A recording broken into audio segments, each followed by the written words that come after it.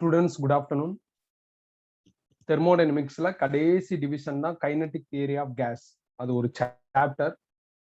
அதுல JE 2019 problems அதை தான் நம்ம இன்னைக்கு கிளாஸ்ல டிஸ்கஸ் பண்ண போறோம்.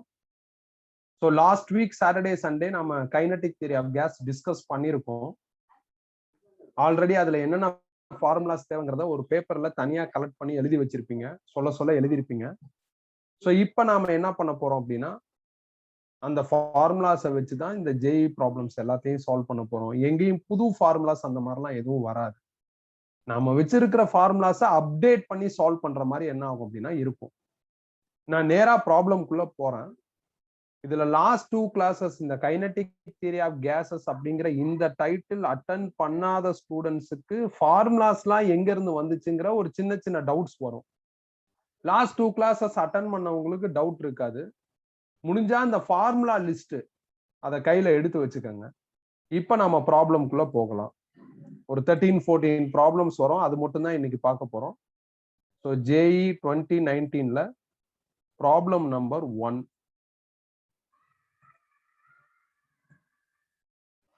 A mixture of 2 moles of helium gas, atomic mass 4U, and 1 mole of oxygen gas, atomic mass 40U, is kept at 300 Kelvin in a container. The ratio of their RMS speed, VRMS helium to VRMS argon is close to அப்படின்னு கேட்டிருக்காங்க.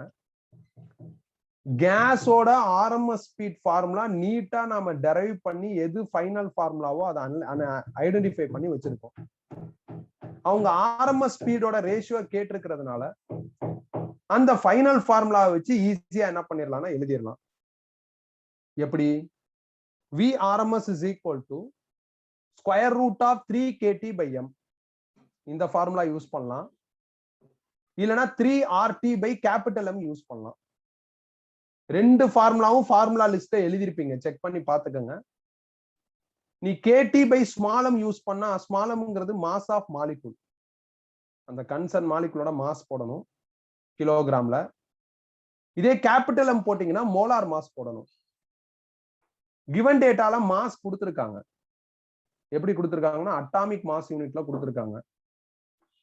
1 atomic mass யூனிட்னா 1.67 into 10 power minus 27 kg அப்படின்ட்டு நீ கெமிஸ்ட்ல படிச்சிருப்ப, பிசிக்ஸ்லயும் nuclear பிசிக்ஸ்ல படிச்சிருப்பீங்க. அதனால இது கிலோகிராமுக்கு convert பண்ணிக்கலாம். 4U நீங்க கிலோகிராமுக்கு convert பண்ணிக்கலாம். அதே மாதிரி 40U நீங்க கிலோகிராமுக்கு கன்வெர்ட் பண்ணிக்கலாம். So they offered mass. அதனாலதான் நான் இந்த ஃபார்முலா எடுத்திருக்கேன். ஹீலியம் டு ஆர்கன் ரேஷியோ கேட்டிருக்காங்க. அதனால ஒரு பக்கம் ஹீலியம் ஒரு பக்கம் ஆர்கன் போட்டு நடுவுல 2 டாட் வச்சுட்டேன்.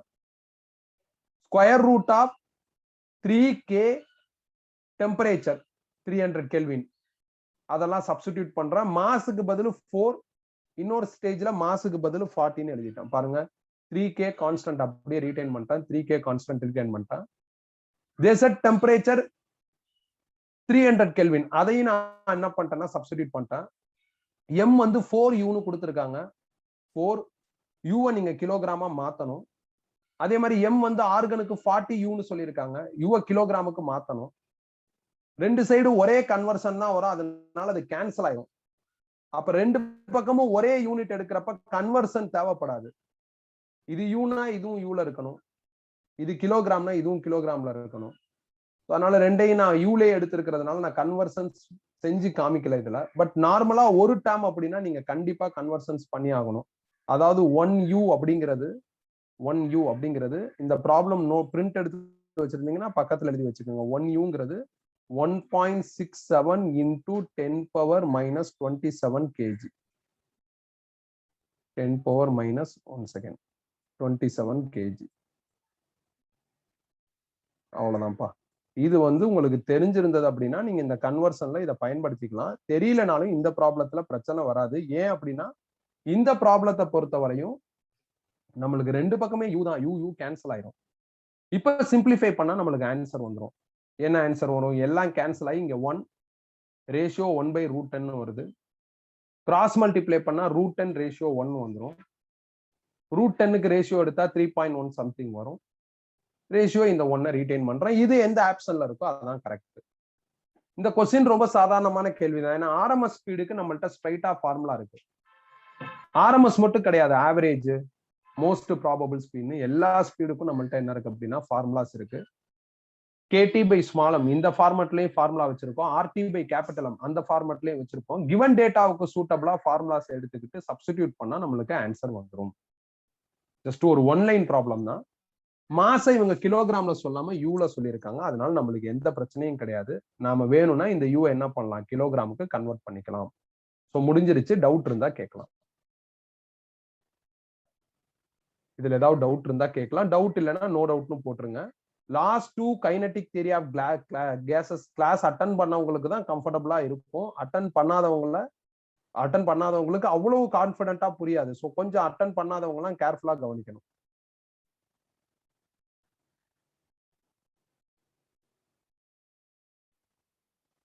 ஏதாவது டவுட் இருக்கா? நெக்ஸ்ட் போலாமா?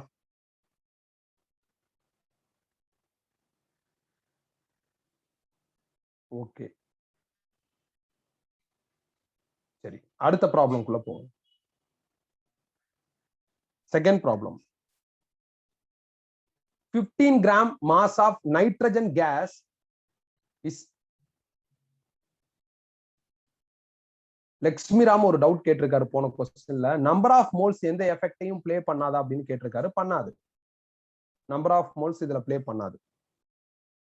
நம்பர் ஆஃப் மோல்ஸ் எல்லாமே இந்த போல்ட்ஸ்மேன் கான்ஸ்டன்ட்ஸ்ல இன்வால்வ் ஆகி வந்துரும், பிளே பண்ணாது.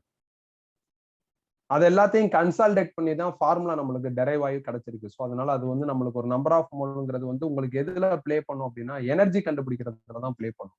ஆர்எம்எஸ் ஸ்பீட், ஆவரேஜ் ஸ்பீடு இது எதுலையுமே என்ன ஆகாதுன்னா பிளே ஆகாது. A 15 gram mass of nitrogen gas is enclosed in a vessel at a temperature 27 degrees Celsius. Amount of heat transferred to the gas so that RMS velocity of molecules is doubled is about. ஒரு 15 gram nitrogen gas வச்சிருக்காங்க. At present temperature வந்து 27 degree Celsius. அதுக்கு ஏதோ ஒரு RMS speed இருக்கு. அந்த RMS speed double ஆகுறதுக்கு எவ்வளவு ஹீட் நாம கொடுக்கணும் அப்படின்னு கேட்டிருக்காங்க. சோ முதல்ல RMS ஸ்பீட் டபுள் ஆகுறப்ப என்ன டெம்பரேச்சர்னு கண்டுபிடிக்கணும். கிவன் டேட்டால மாஸ் இருக்கு. மாஸ் இருக்கிறதுனால மாஸ் ரிலேட்டடா இருக்கிற RMS ஸ்பீட் ஃபார்முலா எடுக்கிறேன். Square root of 3 kT by m.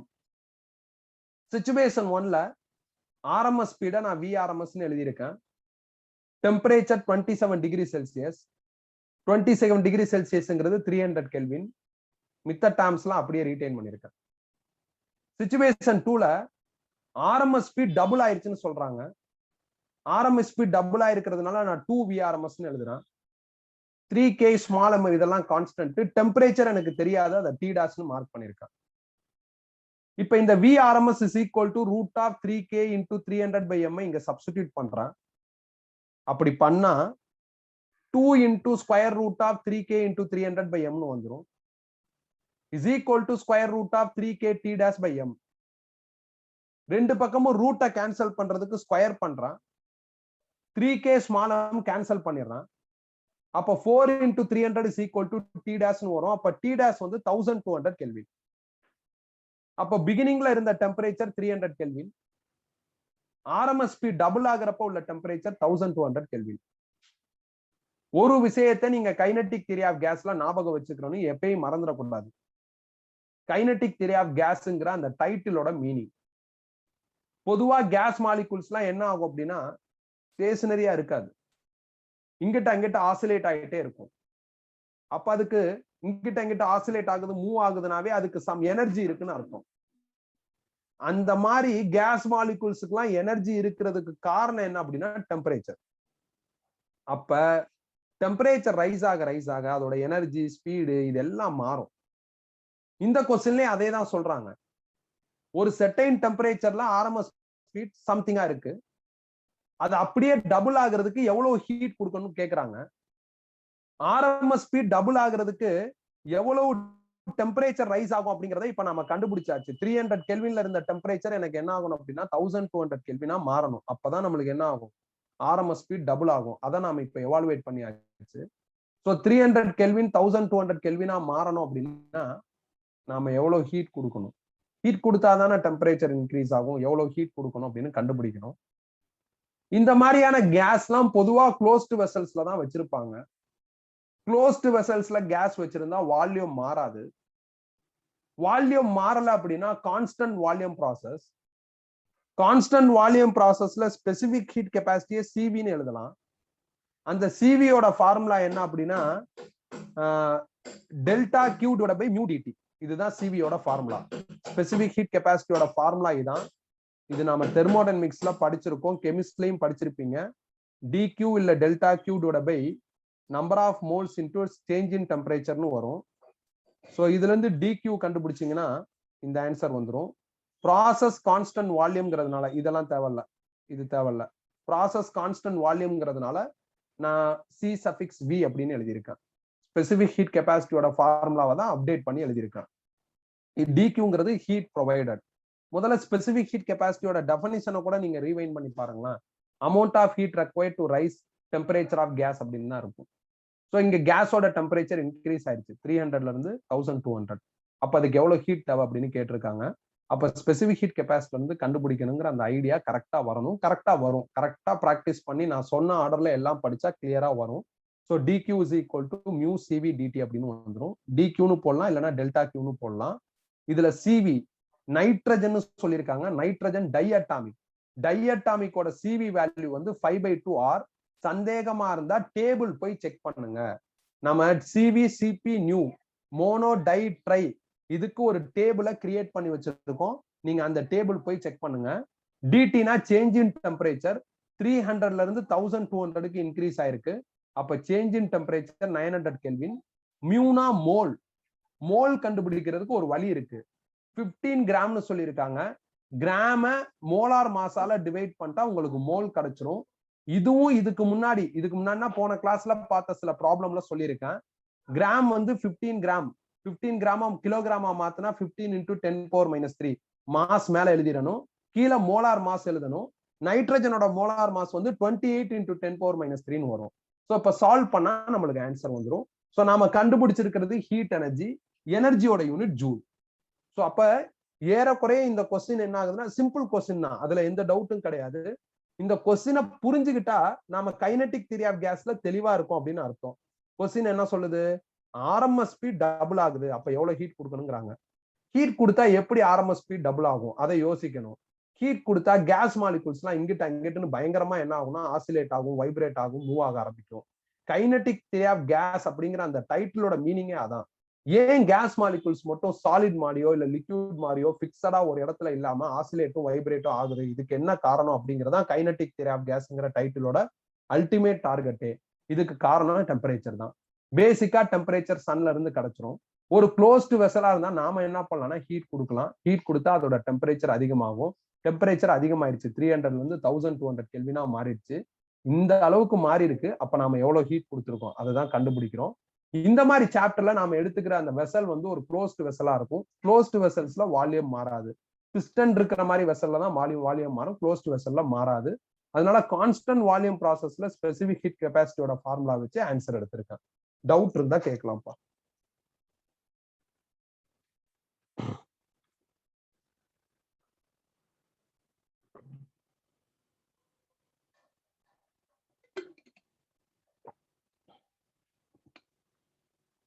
கிளியரா? நெக்ஸ்ட் போலாமா?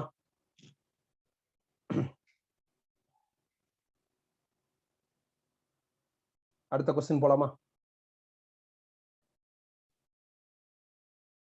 ஓகே.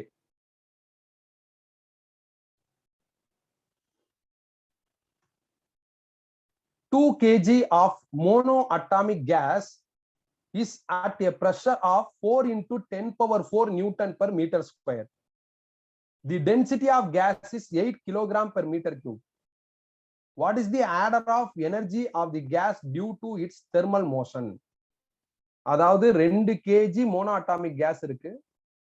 கேஸோட பிரஷர் கொடுத்துட்டாங்க, கேஸோட டென்சிட்டி கொடுத்துட்டாங்க, எனர்ஜி என்னன்னு கேட்டிருக்காங்க. எனர்ஜியோட ஆர்டர்னா 10 பவர்ல சொல்ல சொல்றாங்க, வேற எதுவும் கிடையாது.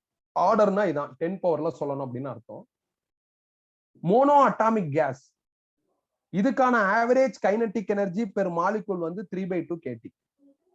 இது நாம சூப்பரா டெரைவ் பண்ணி வச்சிருக்கோம். மோனோனா 3/2 kT, டை அட்டாமிக்னா 5/2 kT, ட்ரை லீனியர்னாலும் 5/2 kT, ட்ரை நான் லீனியர்னா 6/2 kT அப்படின்ட்டு டிகிரி ஆஃப் ஃப்ரீடம்ங்கிற ஒரு ஃபேக்டரை வச்சு இதை நாம அப்டைன் பண்ணி கிளியரா வச்சிருக்கோம். அந்த டேபிள் தான் நாம இந்த ஆஸ்பெக்ட்ல தான் டெரைவ் பண்ணோம். இதுல இருந்து வெறும் ஆவரேஜ் கைனடிக் எனர்ஜி கண்டுபிடிச்சா 3/2 kT into number of molecules அப்படின்னு வரும். இப்ப இந்த NKT number of molecules into KT அது யாருன்னா PV, ஐடியல் கேஸ் ஈக்குவேஷனோட ஃபார்முலா இதான். ஐடியல் கேஸ் ஈக்குவேஷனோட perfect formula PV is equal to NKT. இந்த எண்ணுக்கு பதில் நம்பர் ஆஃப் மாலிகூல்ஸ்னு பேரு. இன்னொரு ஈக்குவேஷன் இருக்கு, PV is equal to μRT. மியூனா மோல்னு அர்த்தம். PV is equal to NKT ல இருந்து PV is equal to μRT எப்படி போறதுங்கிறதெல்லாம் இந்த சாப்டரோட பிகினிங்ல ஐடியல் கேஸ் ஈக்குவேஷனே நான் டீடைல்டா உங்களுக்கு டீச் பண்ணிருக்கேன். அதுல சொல்லியிருக்கேன். நீங்க ஃபார்முலா 1 அதை தான் எழுதியிருப்பீங்க. ஸோ அதனால இங்க இருக்கிற NKTக்கு பதில் PVன்னு ரீப்ளேஸ் பண்ணிட்டேன். நான் ஏன் இந்த மாதிரி ரீப்ளேஸ் பண்றேன்னா, ப்ரெஷர் கிவன் டேட்டால இருக்கிறப்ப நான் இந்த மாதிரி ரீப்ளேஸ் பண்ணிக்கிறேன், அவ்வளவுதான். கிவன் டேட்டாவுக்கு சூட்டபிளா எனர்ஜியோட ஈக்குவேஷனை அப்டேட் பண்ணிட்டு இருக்கேன். எனக்கு வால்யூம் இங்க இல்ல, டென்சிட்டி தான் இருக்கு. டென்சிட்டினா மாஸ் பை வால்யூம். இதுல இருந்து வால்யூம் கண்டுபிடிச்சா மாஸ் பை டென்சிட்டின்னு வந்துடும். அதனால இங்க இருக்கிற வால்யூமுக்கு பதில் மாஸ் பை டென்சிட்டின்னு ரீப்ளேஸ் பண்ணிட்டேன். இப்ப ஜஸ்ட் டேட்டாவை ஃபீட் பண்ண ஆன்சர் வந்துடும். இந்த 3/2 ரீடைன், ப்ரெஷர் கிவன் டேட்டால 4 × 10⁴ இருக்கு, mass 2 kg, density 8 kg m/-3 இருக்கு. ஃபீட் பண்ணிட்டேன், ஆன்சர் எடுத்துட்டேன், அவ்வளவுதான். நம்மள்ட்ட average kinetic energy per molecule for mono atomic மாலிகூலுக்கான ஃபார்முலா இருக்கு. நம்மள்ட்ட எல்லா எனர்ஜி ஃபார்முலா மட்டும் டிஃப்ரெண்டா வரும்னு சொல்லியிருக்கேன். வேற எந்த ஃபார்முலாலையும் மாற்றம் வராது, எனர்ஜி ஃபார்முலால மட்டும் மாற்றம் வரும். ஸோ அதனால அதுல நான் என்ன பண்றேன்னா, கிவன் டேட்டாவுக்கு சூட்டபிளா அப்டேட் கிரியேட் பண்ணி ஆன்சர் எடுத்துட்டேன். டவுட் இருந்தா கேட்கலாம். ஒரு 1 minute.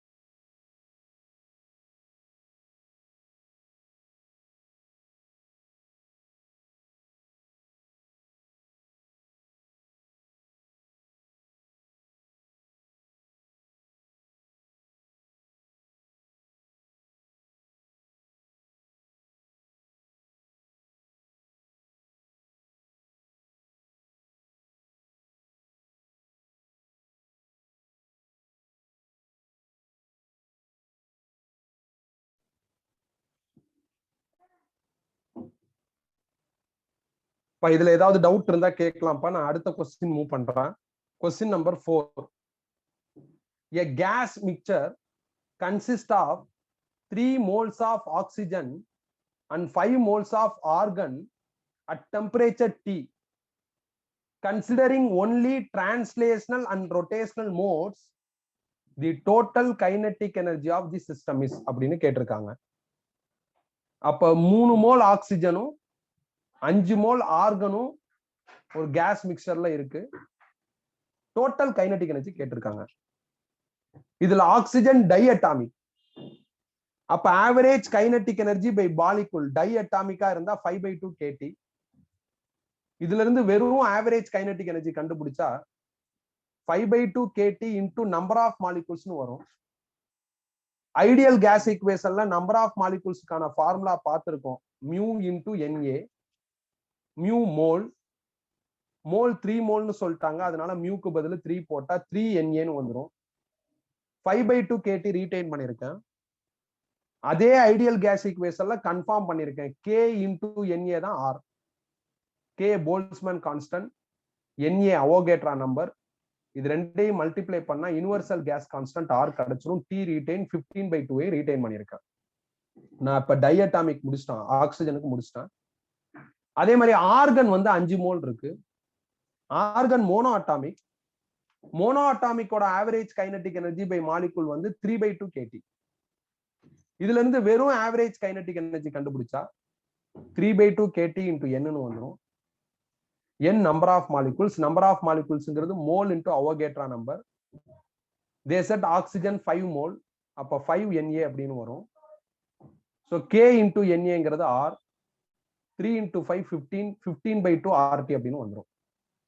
இது தனியா ஆர்கனோட கைனடிக் எனர்ஜி, இது தனியா ஆக்சிஜனோட கைனடிக் எனர்ஜி. இது ரெண்டையும் ஆட் பண்ணிட்டா டோட்டல் கைனடிக் எனர்ஜி கிடைச்சிரும். அப்போ 15/2 RT plus 15/2 RT னா 13/2 RT, 30/2 RT which is 15 RT. இதுதான் ஆன்சர்.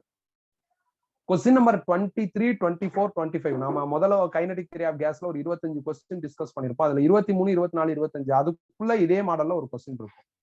இதே மாடல் பார்த்திருக்கோம். இந்த கொஸ்டின்ல என்ன பண்ண சொல்லியிருக்காங்கன்னா, ஒரு இடத்துல டிரான்ஸ்லேஷனல் ரொட்டேஷனல் மட்டும் எடுக்க சொல்லியிருக்காங்க. வைப்ரேஷன் பத்தி எதுவும் சொல்லல. சப்போஸ் வைப்ரேஷன் பத்தி சொல்லியிருந்தாங்கன்னா இங்க 7/2 kTன்னு வரும். அதுவும் நான் உங்களுக்கு அந்த டேபிள் கிரியேட் பண்றப்ப தெளிவுபடுத்தியிருக்கேன். அது எதுவும் சொல்லலைன்னா நீங்க இத மாதிரி எடுத்துட்டு போயிட்டே இருக்கலாம். அவ்வளவுதான். இதுதான் இந்த கொஸ்டினுக்கான ஆன்சர். டவுட் இருந்தா கேட்கலாம். டிட்டோவா இதே மாடல்ல ஏற்கனவே ஒரு கொஸ்டின் பார்த்திருக்கோம். இருந்தாலும் உனக்கு மறந்து போகும். ஹியூமன் நேச்சரா தான். டவுட் இருந்தா தாராளமா கேட்கலாம்.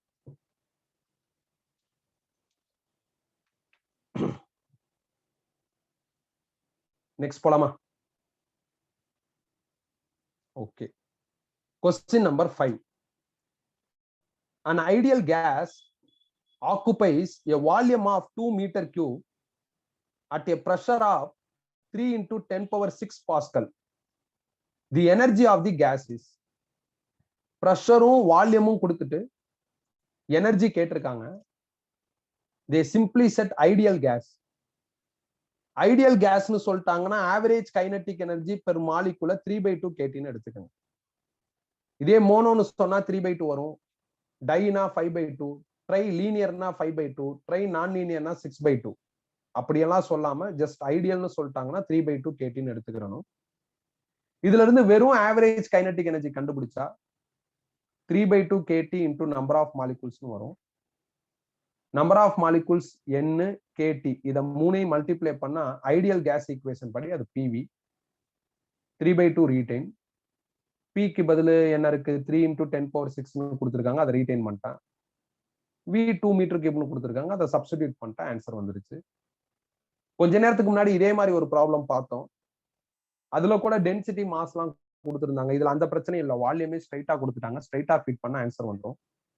நாம கொஞ்ச நேரத்துக்கு முன்னாடி பார்த்த ப்ராப்ளத்துல அவங்க கிளியரா மோனோ அட்டாமிக்னு சொல்லியிருந்தாங்க. இப்போ மோனோ அட்டாமிக்னு சொல்லாம என்ன பண்ணிருக்காங்கன்னா ஐடியல்னு சொல்லியிருக்காங்க. மோனோ டை இந்த மாதிரிலாம் ஸ்பெசிபிக்கா சொல்லாம ஐடியல்னு சொல்லிட்டாங்கன்னா நீங்க 3/2 kT எடுத்துட்டு ப்ராசஸ் பண்ணணும். ஸோ அவ்வளவுதான். இதுதான் இந்த கேள்விக்கான answer. So over. 5th question over. Again doubt இருந்தா கேட்கலாம். செகண்ட் கொஸ்டின் பாருங்களா, அதுவும் இதே மாடல்ல தான் இருக்கும்.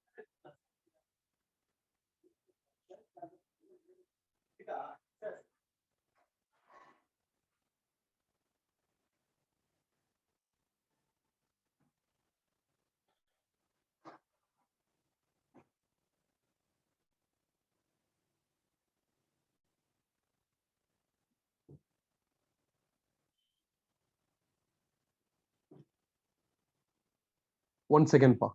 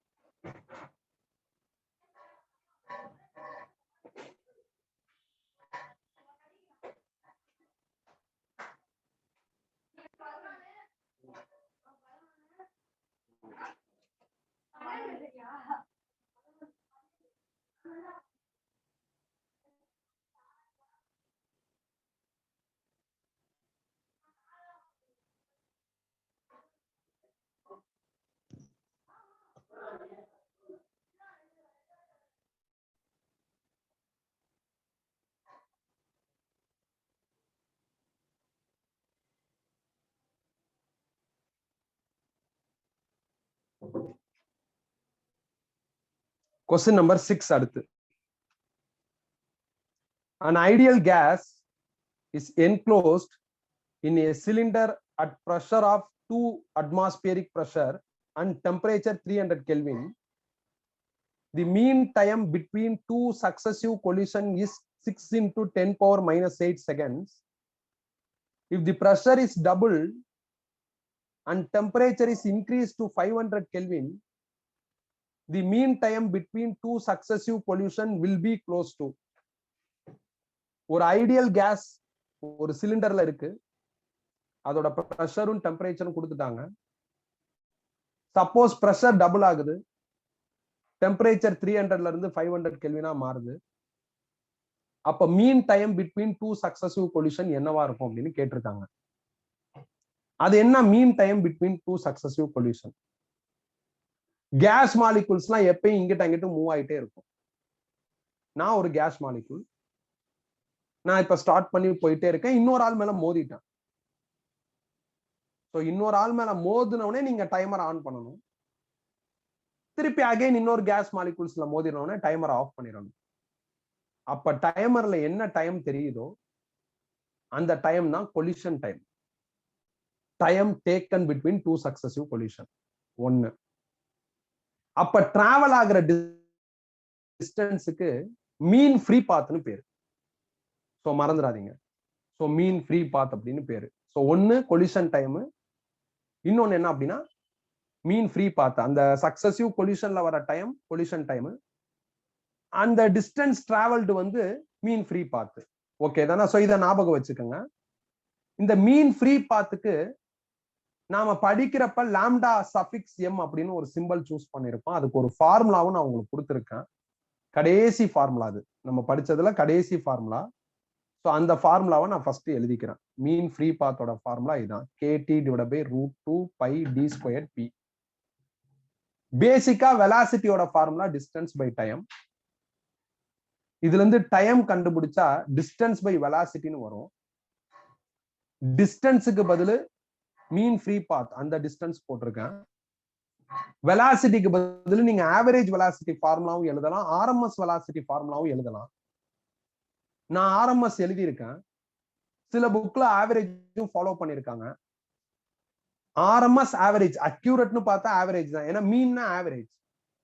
ஸோ மீன் கண்டுபிடிக்கிறப்ப மீன் வெலாசிட்டி தான் எழுதணும். அதனால ஆவரேஜ் வெலாசிட்டி தான் இங்க எழுதணும். ஆனா நான் செக் அவுட் பண்ண சில புக்ல RMSன்னு இந்த ப்ராப்ளத்துக்கு கொடுத்துருக்கிறதுனால RMSன்னு எழுதியிருக்கேன். முதல்ல ஆன்சர் எடுப்போம், அதுக்கப்புறம் ஆவரேஜ் போட்டா என்ன ஆகும்னு யோசிப்போம். இதுல இந்த லாம்டா சஃபிக்ஸ் எம் தான் KT divide by √2 π d² p. KT divide by √2 π d² p. அதை அப்படியே வச்சிருக்கேன். RMS ஸ்பீடோட ஃபார்முலா √3kT/m.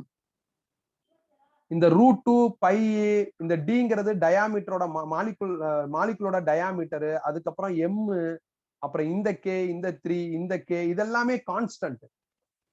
அதனால time directly proportional to T divided by P into √t மாத்திட்டான். இந்த Tயும் √tயும் கேன்சல் ஆயிடுச்சுன்னா மேல √t அப்படின்னு வந்துடும், கீழே இருக்கிற P ரீடைன் பண்ணிருக்கேன். சோ இந்த மாதிரி மித்த டேர்ம்ஸ் எல்லாம் கான்ஸ்டன்டா இருக்கிறதுனால அதை தூக்கிட்டு ப்ரொபோர்ஷனல் லாஜிக்ல ஃபார்முலாவை அப்டேட் பண்ணி எழுதிட்டேன். நான் இங்க RMS ஸ்பீடோட ஃபார்முலாவை ஃபீட் பண்ணி இந்த மாதிரி அப்டேட் பண்ணி எழுதியிருக்கேன். ஆனா உண்மையிலுமே நான் பார்த்த புக்ல இப்படி இருந்ததுனால நான் இந்த சொல்யூஷன் ஃபாலோ பண்ணிருக்கேன். ஆனா நம்ம மீன் டைம் கண்டுபிடிக்கிறப்ப, மீன் கொலிஷன் டைம் கண்டுபிடிக்கிறப்ப, மீன் ஃப்ரீ பாத் யூஸ் பண்றப்ப நாம RMS ஸ்பீட் யூஸ் பண்ணக்கூடாது, ஆவரேஜ் ஸ்பீட் தான் யூஸ் பண்ணணும். ஆவரேஜ் ஸ்பீடுக்கான ஃபார்முலா என்ன அப்படின்னா √8kT/πm இந்த மாதிரி வரும்.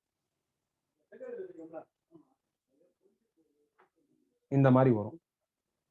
சோ அதனால நீ இந்த ஃபார்முலாவை இங்க ஃபீட் பண்ணாலும் RMS ஓட ஃபார்முலாவை ஃபீட் பண்ணாலும் இந்த ப்ராப்ளத்துல இந்த ரிசல்ட் மாறாது, ஒரே மாதிரிதான் இருக்கும். ஸோ அதனால நான் வந்து சரி ஓகேன்ட்டு RMSன்னு அவங்க சொன்னதா அக்செப்ட் பண்ணிக்கிட்டு யூஸ் பண்ணியிருக்கேன்.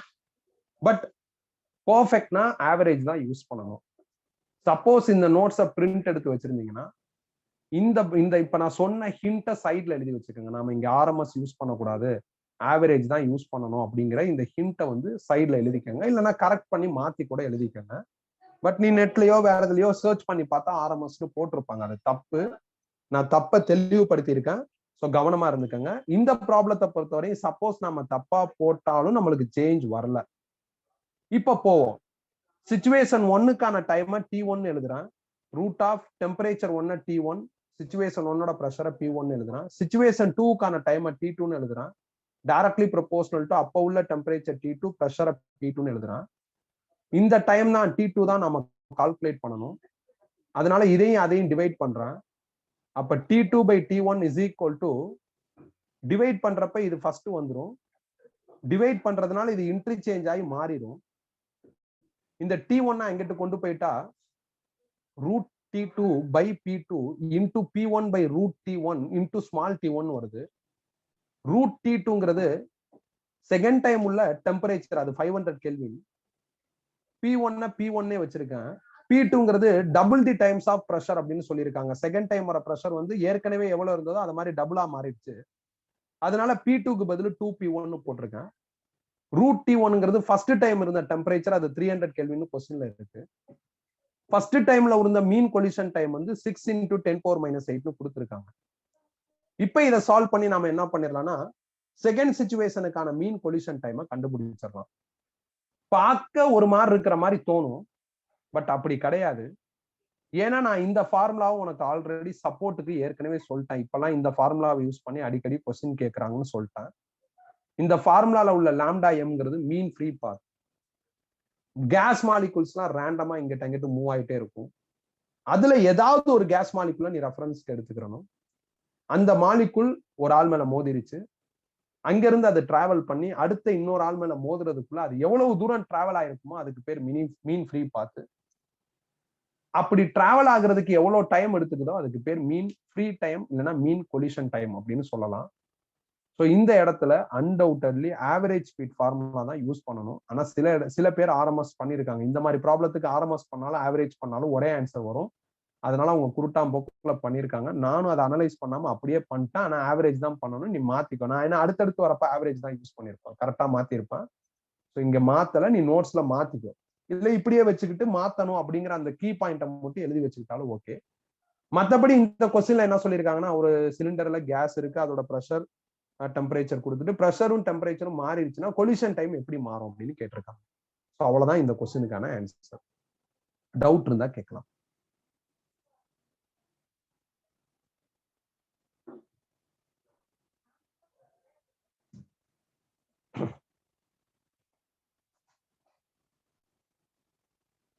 கிளியரா?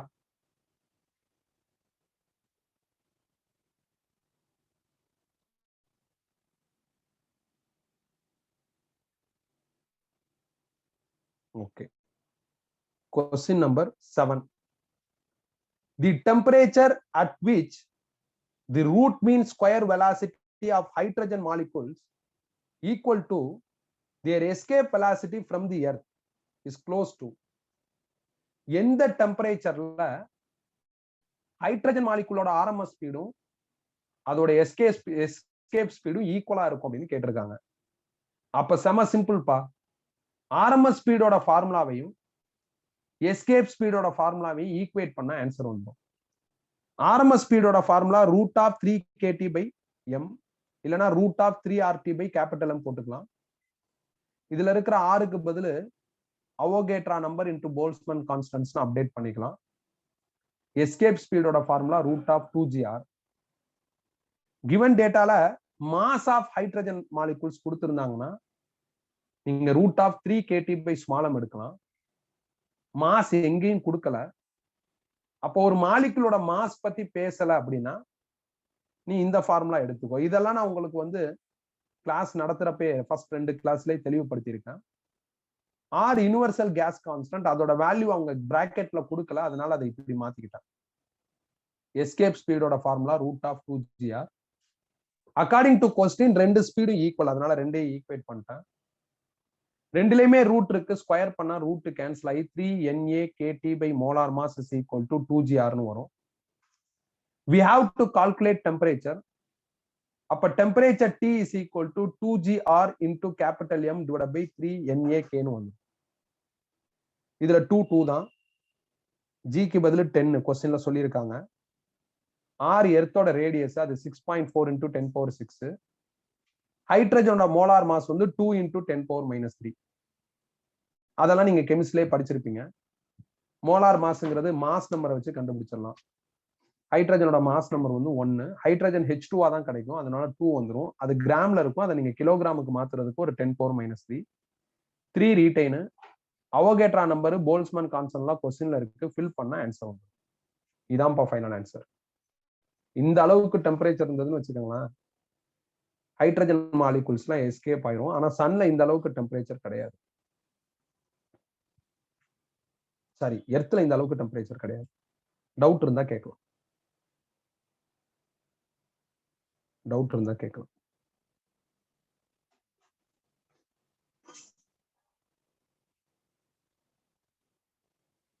கிளியரா?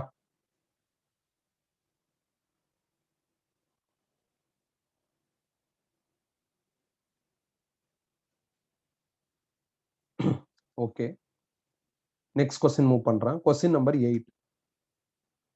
On HCl molecule has rotational, translational, vibrational motions.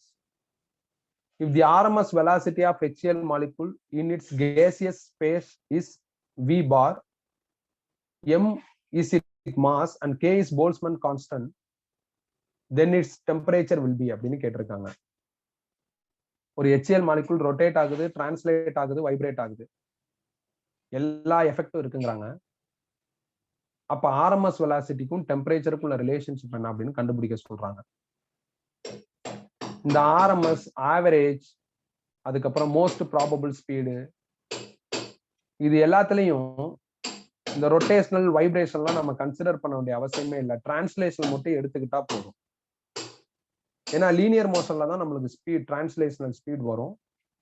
அதை மட்டும் எடுத்துக்கிட்டா போதும். இதெல்லாம் நான் உங்களுக்கு ரெகுலர் கிளாஸ்லயே, அதாவது அந்த ஃபர்ஸ்ட் 2 கிளாஸ்லயே தெளிவா சொல்லியிருக்கேன். இதே எனர்ஜி கேட்டாங்கன்னா இந்த எஃபெக்ட்லாம் வரும். டிரான்ஸ்லேஷனல் சொல்லிட்டாங்கன்னா வெறும் 3/2. டிரான்ஸ்லேஷனல், ரொட்டேஷனல் சேர்ந்துருச்சுன்னா சில பேருக்கு 5/2 வரும், சில பேருக்கு 6/2 வரும். வைப்ரேஷனல் சேர்ந்துருச்சுன்னா சில பேருக்கு 7/2 வரும். அப்படிங்கறதெல்லாம் நீட்டா ஈக்கு பார்ட்டிஷன் ஆஃப் எனர்ஜி அப்படிங்கிற இடத்துல தனித்தனியா பிரிச்சு எழுதியிருக்கும். ஸோ எனர்ஜிக்கு தான் இந்த பிரச்சனை எல்லாம், ஸ்பீடுக்கெல்லாம் இது கிடையாதுங்கிறது அந்த கிளாஸ் நடத்துறப்பே தெளிவுபடுத்தியிருக்கேன். அதனால அவங்க என்ன சொன்னாலும், எந்த கேஸ் மாலிகூல்ஸ்னு சொன்னாலும் ஸ்பீட்னு சொல்லிட்டாங்கன்னா அப்ப இதான் formula, square root of 3kT/m. ஏன்னா போல்ட்ஸ்மேன் கான்ஸ்டன்ட், எம் மாஸ், இதை வச்சுதான் பேச சொல்லியிருக்காங்க. அதனால நான் அதை எடுத்திருக்கேன். நான் போல்ட்ஸ்மேன் கான்ஸ்டன்ட்டை கேன்னு எடுக்கிறேன், அவங்க கேபின்னு சொல்லியிருக்காங்க, அவ்வளவுதான். நான் ஆர்எம்எஸ் ஸ்பீடை விஆர்எம்எஸ்ன்னு எழுதுனா அவங்க இந்த சிம்பிள் எழுதியிருக்காங்க.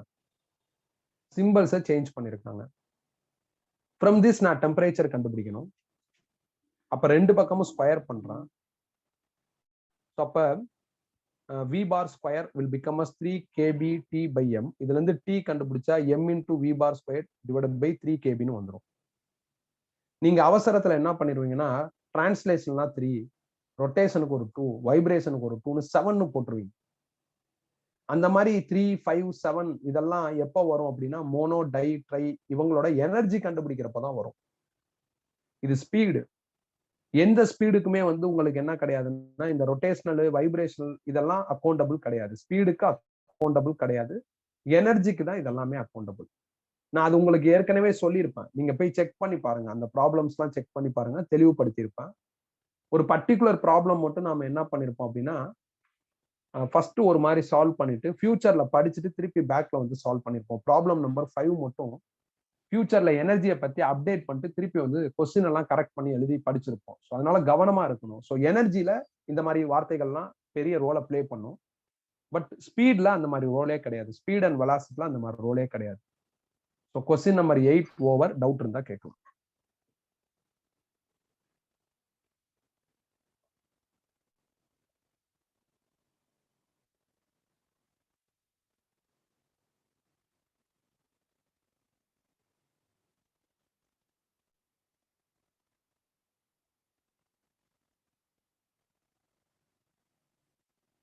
ஏதாவது டவுட் இருந்தா கேட்கலாம்.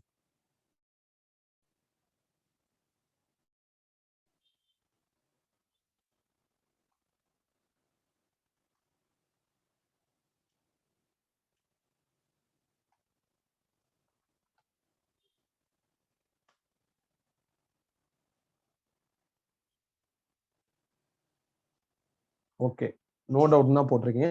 நான் அடுத்த கொஸ்டினுக்கு போறேன். Question number 9. For a given gas at 1 atm pressure, RMS speed of the molecule is 200 meter per second at 127 degrees Celsius.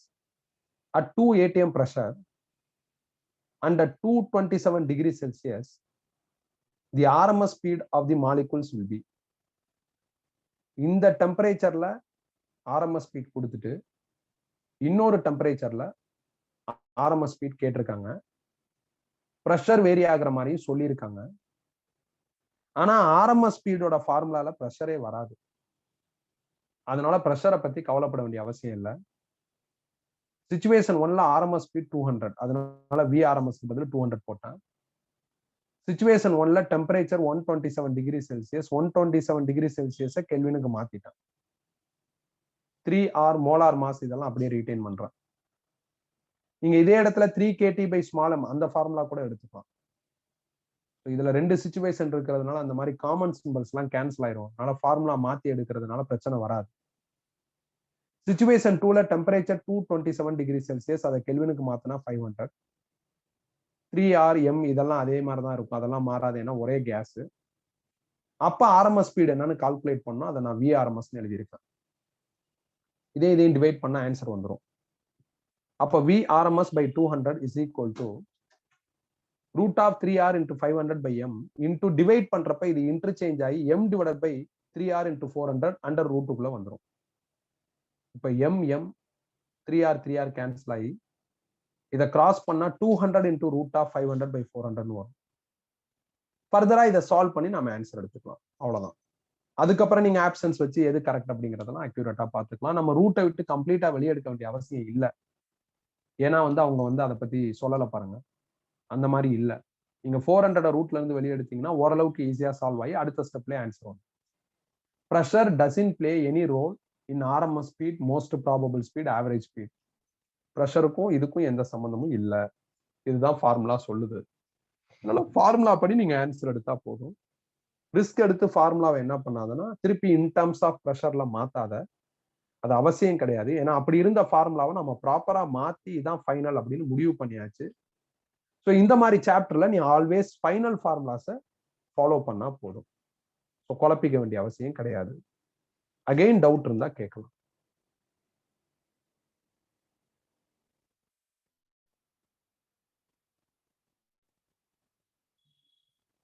Again doubt இருந்தா கேட்கலாம்.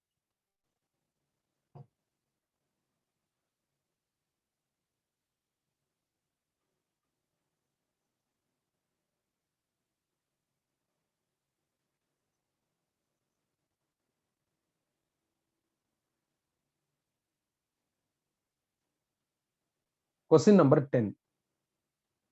The specific heat Cp and Cv of a gas of diatomic molecules are given in units of joule, mole inverse, Kelvin inverse by 29 and 22 respectively.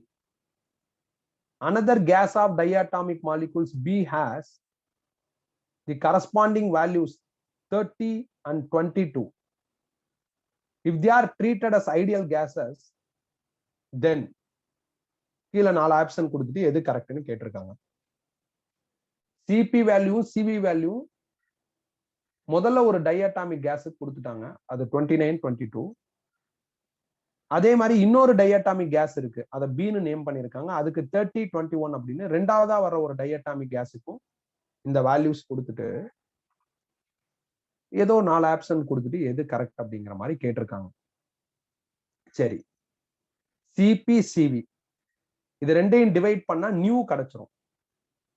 அப்ப nu is equal to CP by CV. அது நம்மளுக்கு தெரியும். ஒரு single கேஸுக்கு new கண்டுபிடிக்கிறதுக்கு நம்மள்ட்ட ஒரு readymade formula இருக்கு. நாம ஒரு டேபிள் டீடைல்டா டிஸ்கஸ் பண்ணோம் பாத்தீங்களா, அதுக்கு கீழே இந்த ஃபார்முலா இருக்கு.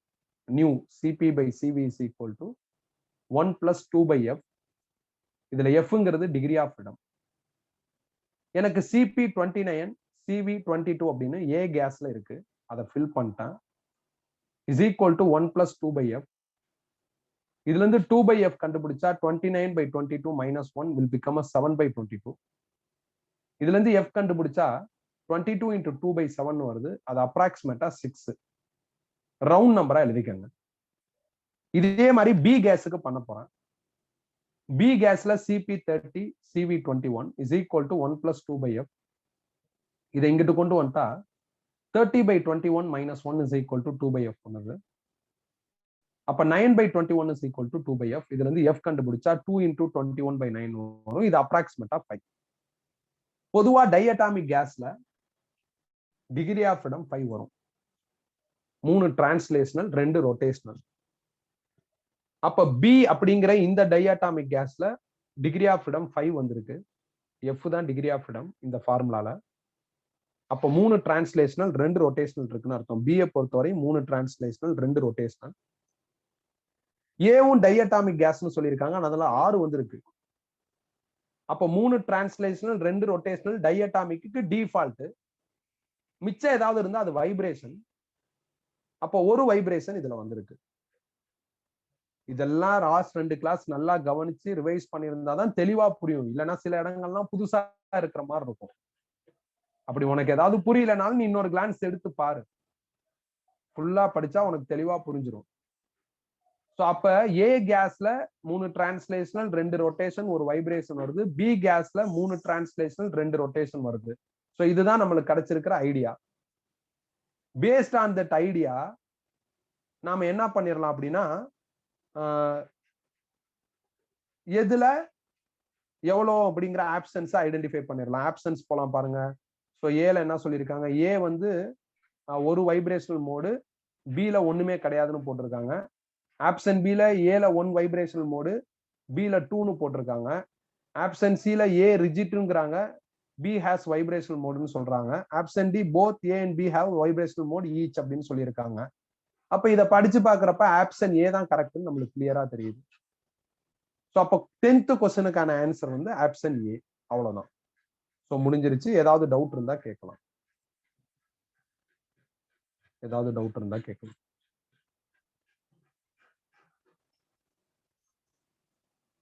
இதுல ஒரு பர்டிகுலர் கேஸோட Cp/Cv நியூ கண்டுபிடிக்கிறதுக்கான straight formula in terms of degree of freedom.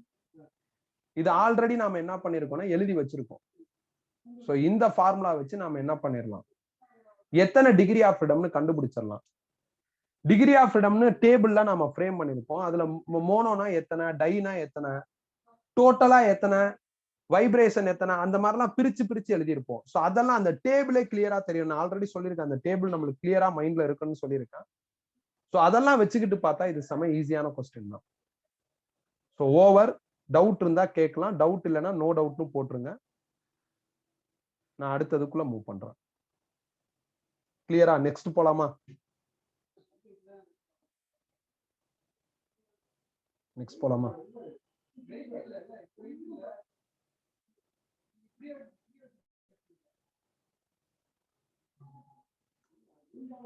Question number 11. A 25 into 10 power minus 3 meter cube volume cylinder is filled with 1 mole of oxygen gas at room temperature 300 Kelvin.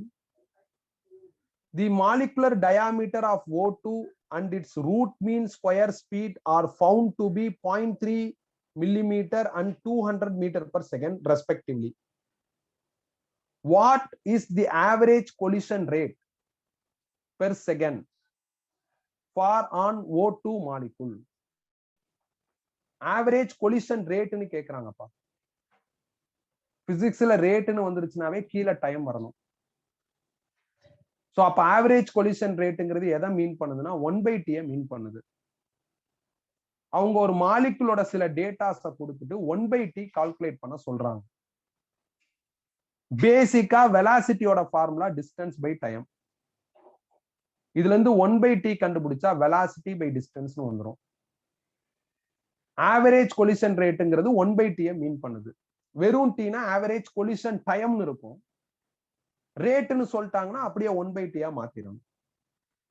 வெலாசிட்டிக்கு பதில் நான் ஏற்கனவே சொன்னால RMS போடக்கூடாது, average தான் போடணும்னு சொன்னால அதனால average போட்டிருக்கேன்.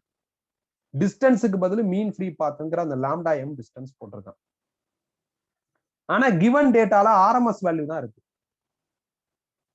அப்ப எனக்கு ஆவரேஜ் வேணும். அதனால ஆவரேஜ் ஆர்எம்எஸ் அந்த கன்வர்ஷன் நீங்க பண்ணிக்கங்க. எப்படி பண்ணணும் அப்படின்னா, இப்ப ஆர்எம்எஸ் ஓட ஃபார்முலா என்ன அப்படின்னா, V RMS is equal to என்ன ஃபார்முலா அப்படின்னா, root of 3 KT by small m. V ஆவரேஜோட ஃபார்முலா என்ன அப்படின்னா,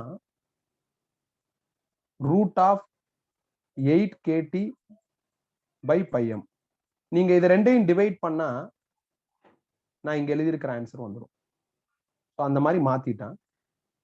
மீன் ஃப்ரீ பாத் லாம்டா எம் அப்படியே ரீடைன் பண்ணிருக்கேன். கைனடிக் தியரி ஆஃப் கேஸ் நடத்துறப்பே மீன் ஃப்ரீ பாத்துக்கு ஃபார்முலா கொடுத்துட்டேன்.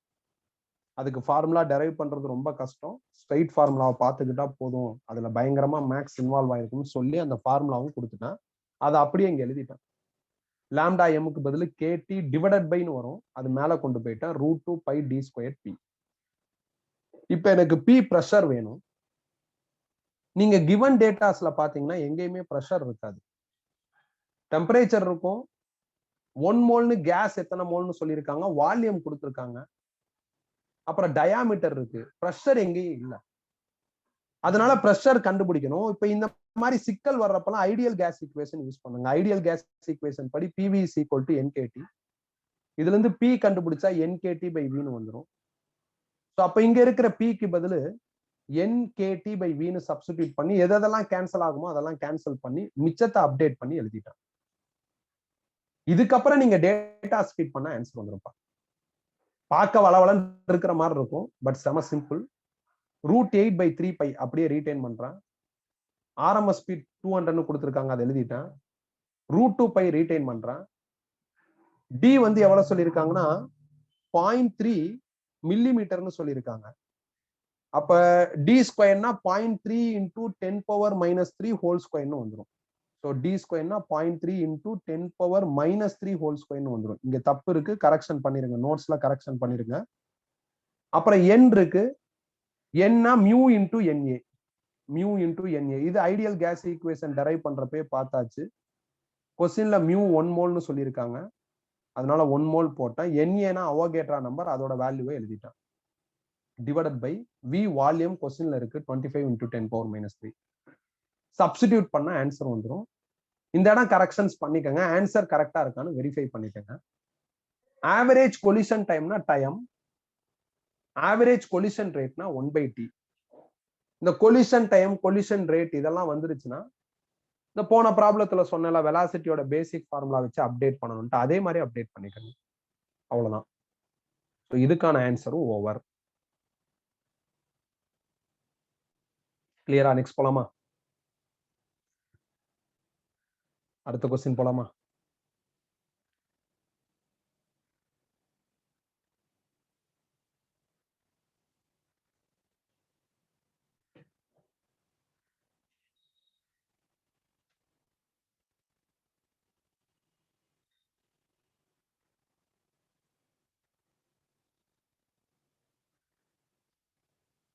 Okay, question number 12. 2 moles of helium gas is mixed with 3 moles of hydrogen molecules taken to be rigid. What is the molar specific heat capacity of mixture at constant volume? அதாவது என்ன சொல்றாங்கன்னா, 2 mole ஹீலியமையும் 3 mole ஹைட்ரஜனையும் mix பண்ணிட்டாங்க. Molar specific heat capacity of that mixture என்னன்னு கேட்டிருக்காங்க. நாம அந்த டேபிளுக்கு கீழேயே molar specific heat capacity at constant volume, molar specific heat capacity at constant pressure, Cp by Cv nu for mixerன்னு தனித்தனியா ஃபார்முலா எழுதி வச்சிருக்கோம். நீங்க அங்க போனீங்கன்னா இது கிடைச்சிடும். மிக்சருக்கான ஃபார்முலா இதான். Cv1 mu1 plus Cv2 mu2 divided by mu1 plus mu2. நான் உங்களுக்கு போன கிளாஸ்ல நடத்துறப்பே ஃபார்முலா சீட்டை நீங்க அப்டேட் பண்ணிக்கங்கன்னு சொல்லியிருந்தேன். இல்லைன்னா நோட்ஸ்ல டேபிளுக்கு கீழே பாருங்க, இந்த ஃபார்முலா இருக்கும். இதுல ஹீலியம் மோனோ, மோனோவோட சிவி 3/2 ஆர். அது எத்தனை மோல் அப்படின்னா 2 மோல், அதனால இன்டூ 2. அப்புறம் ஹைட்ரஜன், ஹைட்ரஜன் வந்து டைஅட்டாமிக், அதோட சிவி வந்து 5/2 ஆர். அது எத்தனை மோல் அப்படின்னா 3 மோல்ஸ், அதனால இன்டூ 3. மோனோ, டை, ட்ரை இவங்களோட சிவிசிபி இதையும் டேபிள்ல நம்ம ஃபில் பண்ணியிருப்போம். அந்த டேபிள் மட்டும் நம்ம கிரியேட் பண்ணோம். அந்த டேபிளை மக்கப் பண்ணல, கிரியேட் பண்ணிருப்போம். ஸோ அந்த இதெல்லாம் ஞாபகம் இருந்ததுன்னா ஈஸியா டேட்டா ஃபீட் பண்ணிடலாம். உனக்கு மறந்துருச்சுன்னா டேபிளை கையில வச்சுக்கிட்டு டேட்டாஸை ஃபீட் பண்ணு. டேபிளை எப்படி கிரியேட் பண்ணணும்னு யோசி. அப்புறம் μ1 2 மோல், μ2 3 மோல். அப்ப டோட்டலா 2 + 3 5ன்னு வந்துடும். இந்த 2 கேன்சல் ஆயிடுச்சுன்னா 3R. இந்த 2 கேன்சல் ஆகாது. 2.5 × 3 7.5 Rன்னு வரும். 7.5 R + 3R 10.5 R by 5. இதை சால்வ் பண்ணா 2.1 Rன்னு வருது. R யுனிவர்சல் கேஸ் கான்ஸ்டன்ட், அதோட வேல்யூ கொடுத்துருக்காங்க. மல்டிப்ளை பண்ணா எனக்கு ஆன்சர் வந்துடும். ஸோ அவ்வளவுதான், முடிஞ்சிருச்சு. சந்தேகம் இருந்தா கேட்கலாம். ஃபார்முலா தெரிஞ்சா மட்டும்தான் ஆன்சர் எடுக்க முடியும். கைனடிக் தியரி ஆஃப் கேஸா ஃபார்முலா அண்ட் டேபிள் வச்சு நீட்டா மேனேஜ் பண்ணலாம். பட் வெறும் ஃபார்முலா டேபிளை வச்சு பண்ண முடியாது. ஒரு தடவை அது எப்படி வந்துச்சுன்னு ப்ராப்பரா படிச்சுட்டா அதுக்கப்புறம் ஈஸியா பண்ணிடலாம். கிளியரா?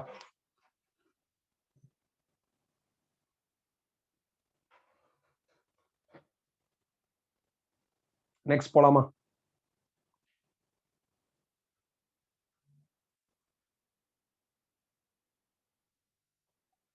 Question number 13. The number density. அப்ப கொஸ்டின் நம்பர் 13 வந்து நான் ஸ்கிப் பண்ணிக்கிறேன்ப்பா.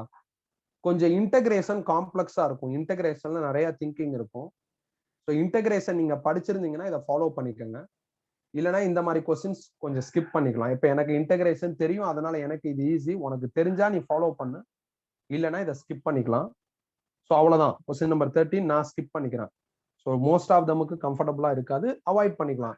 ஒரு 12 13 ஜேஇ கொஸ்டின்ல எல்லாமே சால்வ் பண்ண முடியுது, ஒண்ணு சால்வ் பண்ண முடியல, அதுவும் இன்டகிரேஷனால சால்வ் பண்ண முடியலங்கிறது ஒரு இஷ்யூ கிடையாது. ஸோ இதோட கைனடிக் தியரி ஆஃப் கேஸ் முடிஞ்சிருச்சு. ஸோ ஏதாவது டவுட் இருந்தா கேட்கலாம்.